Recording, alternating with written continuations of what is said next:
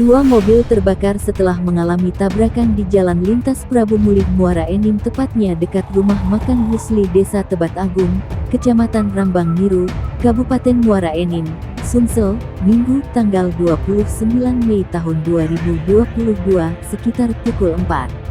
Mobil yang terbakar itu yakni Brio B1122 EMZ yang dikemudikan oleh Aditya Pratama warga Palembang, bertabrakan dengan Avanza BG 1033 Ki. Tidak ada korban jiwa dari kecelakaan itu, namun dua mobil hangus terbakar. Kronologi kejadian: saat Honda Brio datang dari Palembang dengan tujuan Pagar Alam. Saat melintas di dekat rumah makan Husli diduga slip sehingga mobil berbalik arah.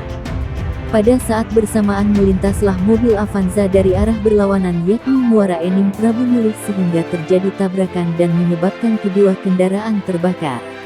Melihat hal tersebut, warga yang melihat langsung menghubungi mobil pemadam kebakaran dari Kecamatan Belimbing. Kasat Lantas Polres Muara Enim AKP Indrowono membenarkan adanya kejadian tersebut.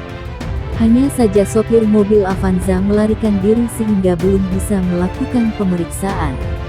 Sopir Avanza kabur diduga takut sebab di dalam mobil Avanza yang hangus ditemukan besi cubing dan telah diamankan di Polsek Rambang Dangku sebagai barang temuan.